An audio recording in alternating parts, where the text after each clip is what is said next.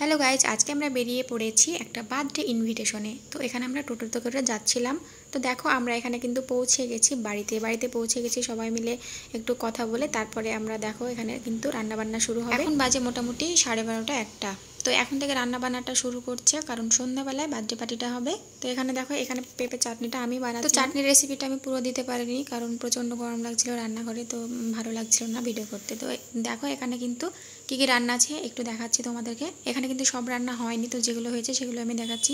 ওখানে পেঁপের চাটনি, আর এখানে আছে চিকেন আছে এখানে। তো দেখো তারপরে এখানে পায়েস আছে, পায়েস রান্না করে রেখেছে। তো এইগুলোই এখন আপাতত হয়েছে, আরও রান্না করছে, আরও রান্না হতে বাকি আছে।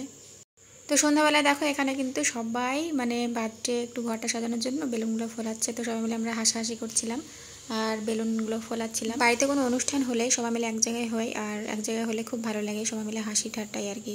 দিনটাই যে কীভাবে কেটে যায় সেটা বোঝাই যায় না। তো দেখো এখানে কিন্তু কমপ্লিট, খুব একটা বেশি সাজায়নি, একটু সিম্পলের মধ্যে এটা সাজিয়েছে। আর তোমাদেরকে তো বলাই হয়নি যে বার্থডে কার। আসলে বার্থডে হচ্ছে আমার ননদের, আমার মাসি শাশুড়ির মেয়ে, আর ইনি হচ্ছে আমার দেওর। ও ঘরটা সাজাচ্ছিল আর ওর সাথে আমরা একটু মজা করছিলাম। আঠা দিয়ে যে বেলুনগুলো লাগাচ্ছিল, সে আঠা ওর কপালে লাগানোর চেষ্টা করছিল, কিন্তু আঠাটা ওর কপালে কিছুতেই লাগছিল না। আর এটা হচ্ছে বার্থডে গার্ল, ও কিন্তু ফটোশুট করছিল। আর এখন কিন্তু সন্ধ্যা হয়ে গেছে, আর আমরা কিন্তু সবাই এখন রেডি। তো বার্থডে কেক কাটা, ফটোশুট করা, সেই ভিডিওটা আমার আর করা হয়নি।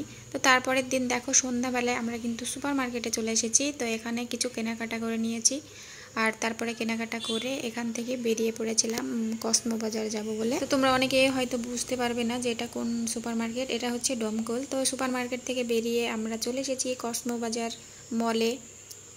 তো এখানে আমরা কিছু কেনাকাটা করে নিয়ে তারপরে আবার বাড়ি ফিরে গেছি। তো এটা হচ্ছে পরের দিন সকালবেলা 10টার সময় আমরা কিন্তু বাড়ি ফেরার জন্য রওনা দিয়েছি আবার টোটোতে করে। তো টোটোতে করে বাড়ি ফেরার সময় এখানে দেখো একটা আমারান্থাস একাডেমি আছে ডোমকলে। তো খুবই বড় একাডেমিটা, বেশ ভালোই পড়াশোনা হয়।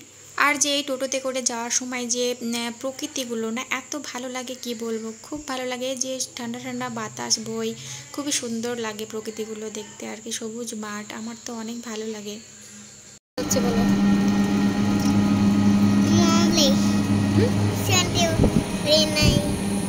বাড়ি যাচ্ছি। তো এখানে আমি আমার মেয়েকে জিজ্ঞেস করছিলাম আমরা কোথায় যাচ্ছি, ও বলছে মলে যাচ্ছি। তো আমি বলছিলাম না, মলে যাচ্ছি না, আমরা এখন বাড়ি ফিরছি। তো বাড়ি ফেরার সময় এখানে একটা নদী পার হতে হয়, তো এই নদীটায় চলে এসেছি। তো এখানে আমি আর আমার মেয়ে হাঁটছিলাম নৌকোতে ওঠার জন্য।